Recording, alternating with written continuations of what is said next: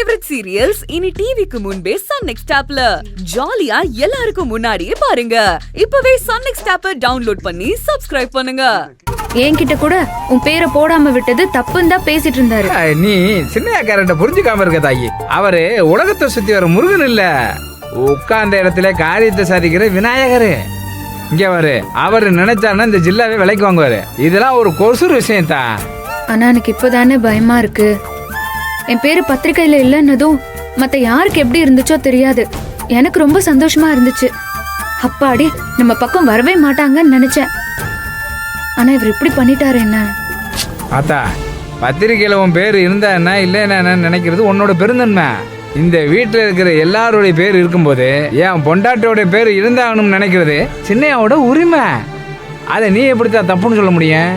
ஆனா இப்ப பிரச்சனை வந்தா யாருக்குன்னு வரும்? எனக்கு தானே. எல்லாரும் சுத்தி சுத்தி என்ன தானே குறி வச்சு அடிப்பாங்க. அடிச்சா சின்னையா விட்டுருவாரா? ஒரு அடி அவங்க அடிச்சாங்கன்னு வச்சுக்க, 4 அடி திருப்பி அடிப்பாரு. ஏற்கனவே அடிச்சுக்க, நீ பாத்துருக்கேல. அந்த அடிச்ச அடியோட பயமே அவங்களுக்கு கண்ணில் வந்து போமா இல்லையா?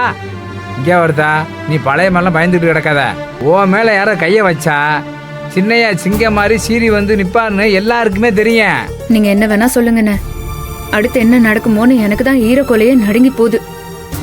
இந்நேரத்துக்கு மாதவி அம்மா சுந்தரவள்ளி அம்மாக்கு போனை போட்டு விலாவரியா என்ன நடந்துச்சுன்னு சொல்லியிருப்பாங்க. அவங்க ஆக்ரோஷமா கிளம்பி இங்கதான் வந்துட்டு இருப்பாங்க. என்ன பண்ண போறாங்கன்னே தெரியல. இங்க வருதாயே, வீணா பயப்படாதா. ஒருவேளை சுந்தரவள்ளி அம்மா கோவப்பட்டு இங்க வரட்டேன், வந்தா யார் மேல கோவப்படாப்ல? சின்னையா மேல தானே பாய்வாப்ல. உன்னையெல்லாம் ஒன்னும் பண்ண மாட்டாப்ல தாயே. அப்படி நீங்க சொல்றீங்கண்ணே, ஆனா அப்படியா நடக்குது? யார் எதை செஞ்சாலும் என்ன தானே திட்டுறாங்க. ஆத்தா, இனிமே அப்பெல்லாம் நடக்காதுன்னு நம்புதாயே. முதல்ல பத்திரிக்கையில உன் பேர் வந்திருக்குன்னு சொல்லி சந்தோஷப்படுத்தா. இதை விட்டுட்டு தேவையில்லாம யோசிக்காத.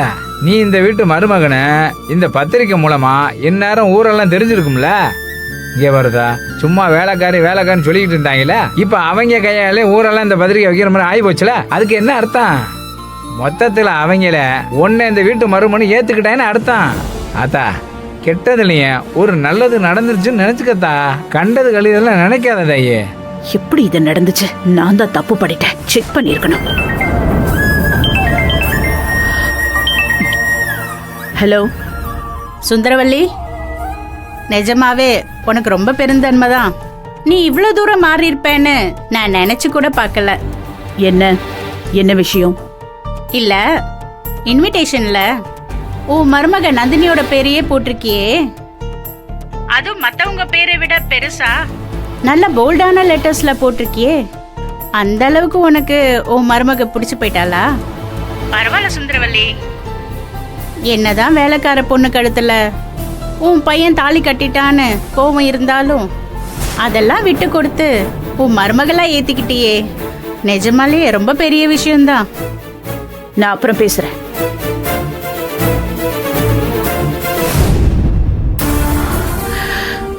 Damn it. இவ்வளோ நாளா நான் கட்டி காப்பாத்தின மானம், மரியாதை, கௌரவம் எல்லாமே போச்சு. மருமக அந்த மூஞ்செல்லாம் ஏன் மருமகளா? நான் அவளை ஏத்துக்கிட்டேனா? நெவர். நான் உயிரோட இருக்கிற வரைக்கும் அது நடக்காது.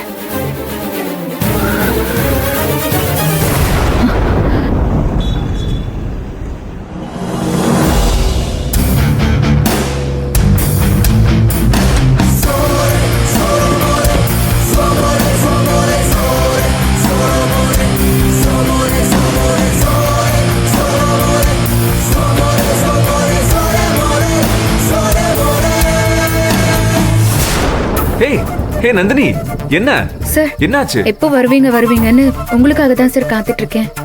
ஏன், என்னாச்சு? அது எப்படி சார்? அந்த பத்திரிக்கையில என்னோட பேர் வந்துச்சு.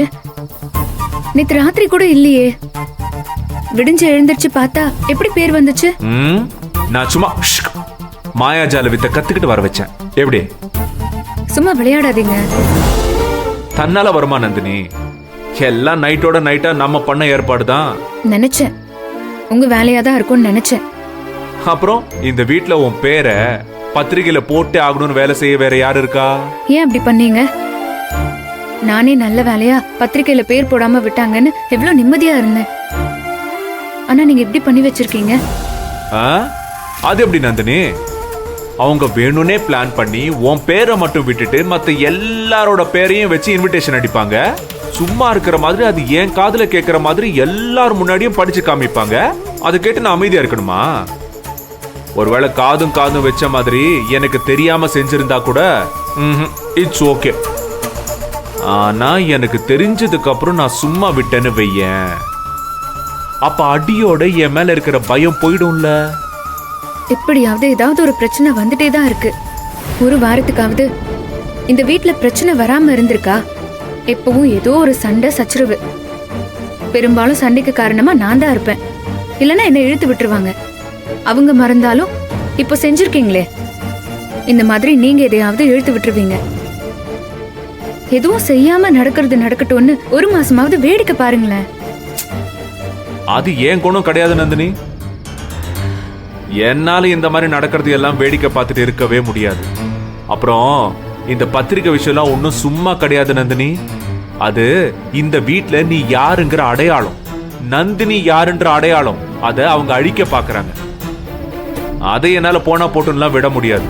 இத பாரு, இந்த ஒரு வாட்டி மட்டும் இல்ல, இனிமே எப்ப அவங்க இந்த மாதிரி செஞ்சாலும் நான் தட்டி கேட்க தான் செய்வேன்.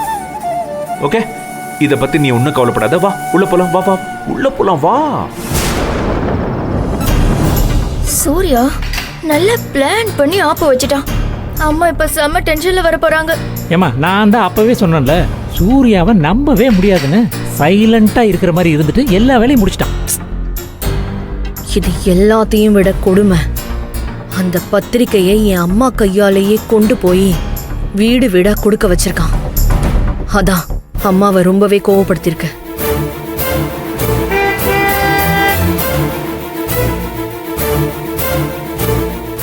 மாதிரி அப்பவே நான் உங்ககிட்ட போன கேட்டேன், நீ என்கிட்ட தரல. கொடுத்துருந்தீங்கன்னா அத்தைக்கு நான் அட்வைஸ் பண்ணி கொடுத்த எல்லா பத்திரிக்கையும் திரும்ப வாங்கிட்டு வர சொல்லிருப்போமா? கேட்டிருப்பாங்களோ? அத்தை உட்காரலாமே உட்காந்துட்டு எப்படி இது நடந்துச்சு? பிரிண்டிங் பிரஸுக்கு ஃபோன் பண்ணி கேட்டோமா. சூர்யா தான் நைட்டோட நைட்டா ஃபோன் பண்ணி சொல்லியிருக்கான். புதுசா அவளோட பேரை சேர்த்து பிரிண்ட் பண்ணி வாங்கியிருக்கான். அது ஒரே நைட்லடி, ஒரே நைட்ல எப்படி? ஐயோ, இதெல்லாம் ஒரு விஷயமாமா? ஒண்ணுக்கு 10 காசை தூக்கி விசிறி அடிச்சா செய்ய போறாங்க. அந்த கடைக்காரன் அப்படியே தூக்கி போட்டு மிதிக்கணும்க்கா. அவன் எப்படி அம்மாவை கேட்காம செய்யலாம்? ஏய், இவன் என்னடி செய்வான்? காசுக்கு வேலை செய்யறான். அதுவும் இல்லாம பத்திரிக்கையில கரெக்ஷன் இருக்கு, தப்பா பிரிண்ட் பண்ணிருக்குன்னு சொல்லி தான் இவனே போய் கேட்டிருக்கான். அத்தை, நான் ஒன்னு சொல்லட்டுமா? நாம நந்தினி பேரை கட் பண்ணிட்டு புதுசா ஒரு பத்திரிகையை டிசைன் பண்ணலாம். நீங்க ஆல்ரெடி யாருக்கெல்லாம் கொடுத்துருக்கீங்களோ எல்லாருக்கும் போய் இதை திரும்ப கொடுத்துட்டு வந்துருவோம். ஐடியா அசத்தலா இருக்கலாம். மாமா மொக்கத்தனமா பேசாதீங்க.